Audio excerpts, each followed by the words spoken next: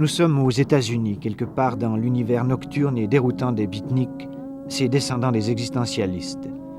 Bohèmes, artistes, inadaptés, snobs, révoltés, ils sont tous là sans doute et davantage encore puisqu'ils constituent un fait social, un accroc dans le bon ordre américain.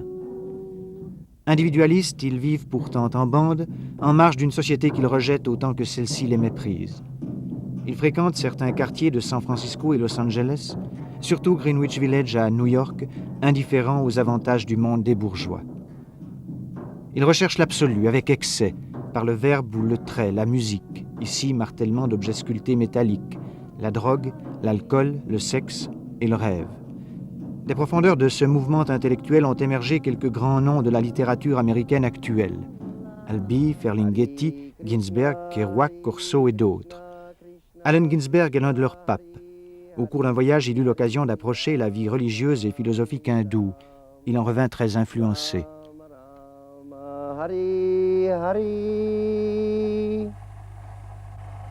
C'est un chant hindou, un mantra.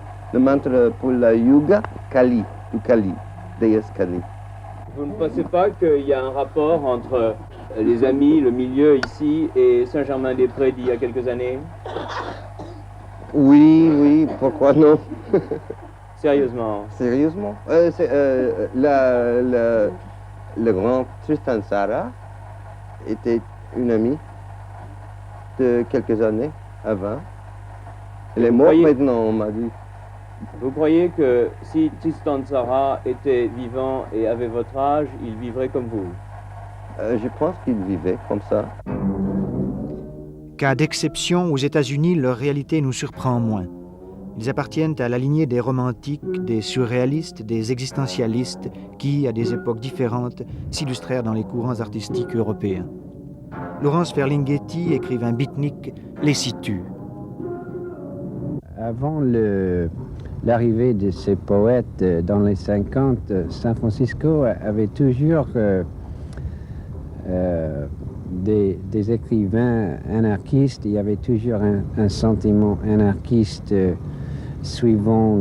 suivants de Herbert Reed, par exemple, dans les 40, des poètes ici comme Kenneth Rexroth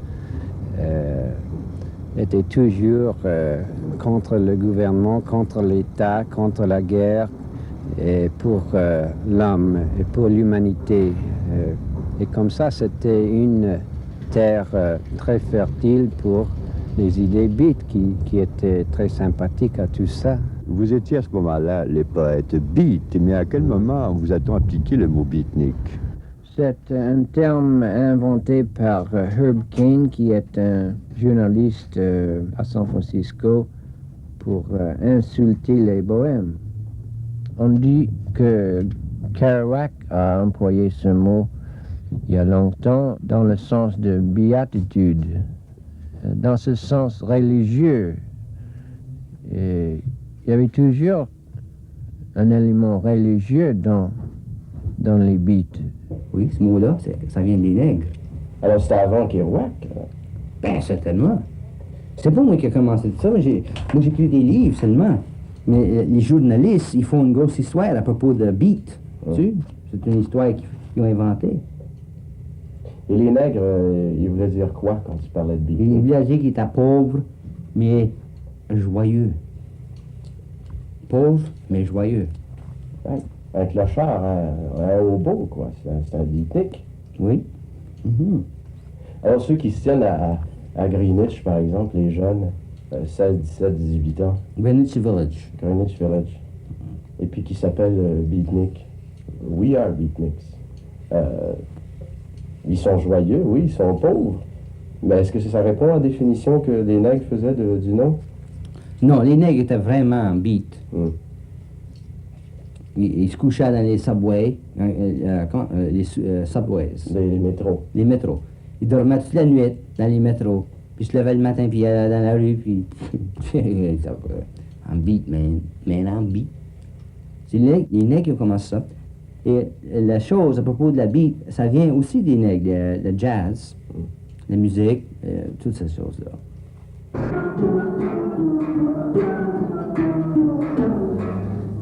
Mais tous ces cafés, ces clubs de nuit, ça réunit ce que vous appelez encore des beatniks, qui ne font Oui, rien. dans ce quartier, il y a tellement de cafés de beatniks, oui. Qui ne font rien. Ce sont des clochards des clochards des arts. Clochard des arts, l'expression est noble. Mais encore d'entre tous les clochards beatniks, s'agit-il de distinguer les purs des faux, les talents véritables des médiocres, les sincères des snobs? Car il existe une mode beatnik, avec ses imitateurs, ses parasites, également semblables à New York, Saint-Tropez ou Saint-Germain-des-Prés. Phénomène curieux, le retour du mouvement sur les bords de la Seine comme s'il voulait y retrouver ses origines. Sous une autre forme internationale. La preuve, ce chanteur est allemand, sa chanson française et son étiquette beatnik américaine. Pour le malheur, pour la moindre chanson, ce qu'il faut de sanglots, pour un air de guitare, il n'y a pas d'amour heureux. Un vrai beatnik, c'est quelqu'un qui refuse à travailler, c'est-à-dire il ne travaille pas dans une organisation, il ne s'attache pas aux principes de la société, il s'est mis lui-même hors de la société et il gagne sa vie honnête, il est toujours honnête, honnêtement, mais il ne travaille pas. Pourquoi?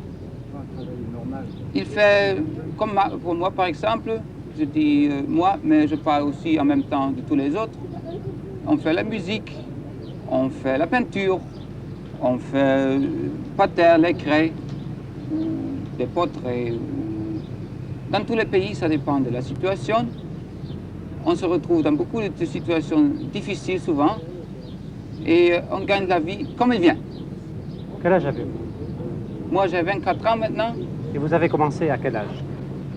J'ai commencé à voyager très tôt, c'est-à-dire, moi je suis né en Allemagne, et Allemagne c'est un pays qui a perdu la guerre, et il y en a beaucoup qui ont perdu leur famille, leur place pour vivre, et moi j'ai cherché ma place pas dans ma patrie, je cherche ma place à vivre dans le monde entier. Je m'appelle Jean-Guy, je suis parti, j'ai 14 ans, je suis parti comme tout le monde, je crois, pour ne pas devoir me conformer à une certaine société, à un certain milieu, pour pouvoir rester moi-même, complètement moi-même, pour garder ma personnalité plus ou moins intacte. Enfin, c'est un grand mot, mais je crois que c'est surtout un besoin de pureté de soi-même, de rester absolument soi-même, de ne pas devoir, disons, devenir un des nombres qui nous entourent. Tout marchait très bien jusqu'à présent, parce que l'année dernière, j'avais le prix d'excellence. Et cette année, j'avais quand même encore d'assez bons résultats. Et mes parents, depuis déjà très longtemps, ne s'entendaient pas. Et quand ils ont décidé de divorcer, je n'ai pas pu le supporter parce que ça me faisait énormément souffrir. Alors j'ai préféré, au lieu d'être tiraillée entre mon père et ma mère, j'ai préféré mener ma vie toute seule. On dit souvent que les beatniks sont d'origine bourgeoise. Par leur famille. Oui, la majeure partie, quoi. C'est-à-dire, les types d'origine bourgeoise qui ont fui la bourgeoisie, l'argent, et puis d'autres qui ont fui les études. C'est votre cas? Non, moi pas du tout. Non, moi je sors d'un milieu tout à fait, un petit milieu ouvrier, quoi. Mais c'est pas l'argent, c'est pas du tout ça ce que j'ai fui. Ce que j'ai fui, c'est ces gens, c'est la société, quoi. Par exemple, je compare des types dans un atelier normal, des types de mon âge, à 23 ou 24 ans. Je conçois pas qu'un type de 23-24 ans, physiquement, ait son âge, mais moralement, le type il a 40 ans, quoi. Le type il a 5 mots dans la bouche, j'en reviens toujours à la même chose. Et son frigidaire, sa télévision, il pense déjà à 24 ans à la retraite, quoi. Sa feuille d'impôt, et puis sa petite nénette qui va voir le samedi soir au bal, quoi. Alors ça, c'est une vie vachement réglée, la vie de machine, moi ça m'intéresse pas du tout, quoi. Si on vivait 2 fois, par exemple, si on vit 2 fois, bon, ben, on rate la première, on dit bon, je ferai mieux la prochaine fois, quoi. Mais là, c'est pas le cas, on vit qu'une fois, alors je pense qu'il faut bien voir la chose en face. Avec les beatniks, on trouve un idéal, on arrive à trouver un peu de liberté, peu, mais enfin on arrive à la trouver quand même, on peut rêver. On arrive à trouver aussi une sorte de force contre les bourgeois, si vous voulez, ce qu'on pourrait appeler les bourgeois, contre la bombe atomique, des choses comme ça, contre les flics, par exemple. Et au lycée, vous ne trouvez pas cette liberté? Non, on la trouve pas, c'est impossible. cause des camarades, à cause des professeurs, à cause de l'administration et la discipline. Si on fait de la politique, on est renvoyé tout de suite. C'est tout de suite le conseil disciplinaire, quoi. C'est impossible de faire quelque chose dans un lycée. Vous pensez vraiment que cette hostilité de la société vient seulement de votre tenue? Je crois que la société n'aime pas qu'on soit différent d'elle. Je crois que la société aime bien que tout se ressemble parce que ça empêche les problèmes, ça ne demande pas trop de choix. Quand les gens voient quelque chose de différent, ils sont obligés de choisir et ils n'aiment pas ça. Je crois que c'est ça, à mon avis. Pourquoi vous pensez que vous inquiétez la société? Vous dites? Vous pensez que vous l'inquiétez, cette société? Peut-être un peu. Société Oui. ordonnée. Enfin, nous l'obligeons un peu à se poser des questions et je ne crois pas qu'il aime ça. Nobody knows that trouble I've seen. Certes, la société n'aime pas ceux qui refusent le travail. Elle met cependant un peu sa conscience à l'aise en secourant ceux qui ont tout raté. Mais, à l'heure de la soupe populaire, se demande-t-elle qui sont les vrais déshérités, les clochards ou les beatniks?